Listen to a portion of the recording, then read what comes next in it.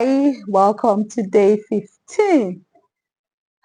This is like the third half, and it's been amazing so far.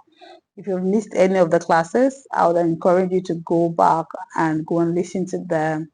I hope you'll be working with your worksheet. You see those worksheets there, the kind of superpowers that you're going to find in it. If you've not been working on it, I would encourage you to go right into it now and start to work on it. It would do you a lot of good. Today we're going to start with empathy. We're going to talk about empathy. Empathy is putting yourself in someone else's shoe. And this word sometimes are some of the words I feel like are overrated or underrated. Overrated because some people say it overtly and they abuse it. Underrated is that if you actually learn how to build empathy, you would be it will be a game changer for you. You would connect with people effortlessly. Every time, anytime, you will connect with people. So what is empathy? Empathy is putting yourself in someone else's shoes, right? And I've heard a lot about empathy, sympathy. As we go on, we're going to understand the difference between empathy and sympathy, right? It's understanding how someone else feels, even if you're not feeling the same. It's more than kindness. It is a connection. Like I said, if you're able to understand empathy and how to empathize with people, you will build that connection with the people. You will be able to actually connect with people more than words, more than naysaying, right? It is you feeling for other people, right?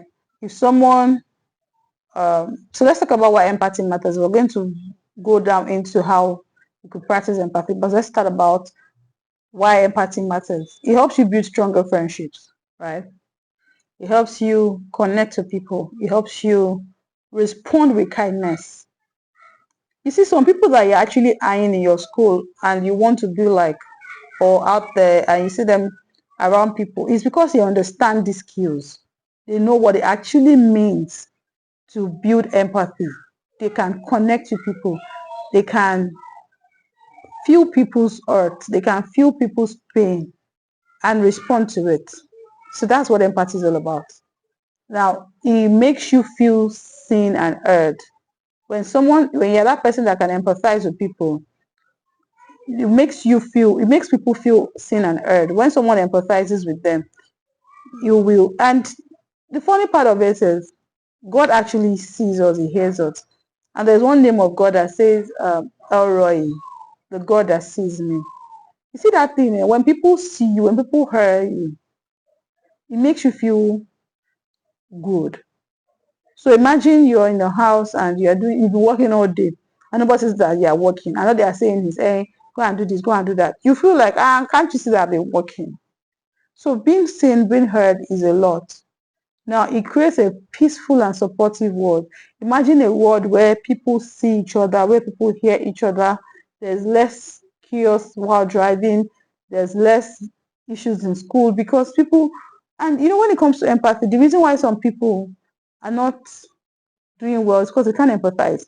Some people don't have an idea of what people are going through in their house. Maybe some people, their parents are going through hard times and they can't afford a comfortable meal.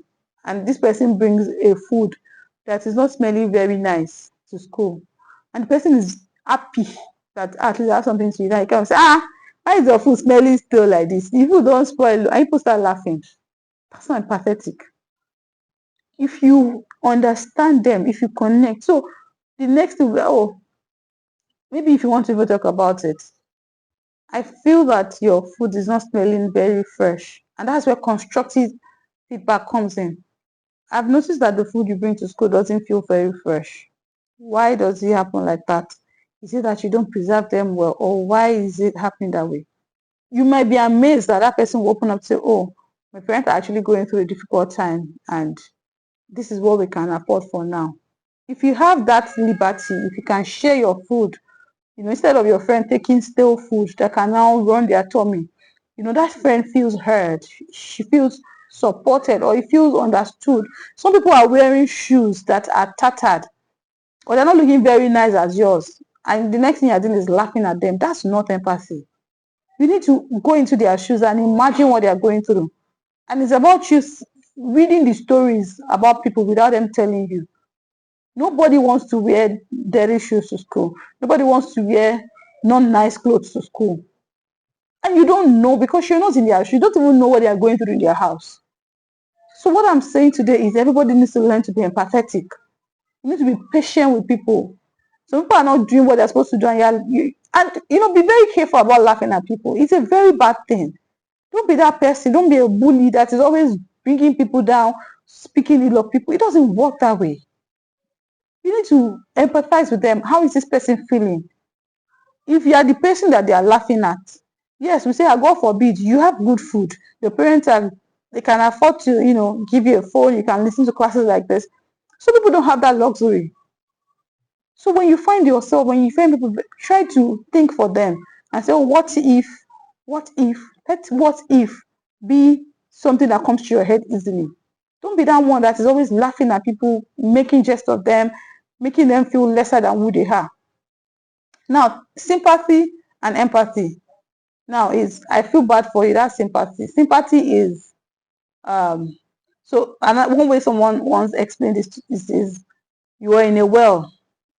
Sympathy is somebody jumps into that well with you and the two of you can't go anywhere. That's sympathy. That doesn't work. It doesn't help anybody. Empathy is someone has seen you in a well. He goes to find a ladder or calls out to people to pull you out of that well. That's empathy. So the person feels your pain and they do something to help you get out of it. Sympathy is the person sits there, feels your pain with you, and there's no solution. So don't sympathize with people. Somebody is crying, you sit down and start crying with the person. That's sympathy. It doesn't work. So empathize with people, feel their pains, and look for ways to help them out of the pain. Right? So sympathy is I feel bad for you. Empathy is I feel bad with you. Now, sitting with someone in the moment is empathy. Standing on the outside is so sometimes sympathy is good. So maybe when someone loses someone there, you want to go there and sympathize with them, just sit down there with them and just be with them. So I'm not saying that sympathy is completely bad, but sympathy is good, but don't always stay with sympathy.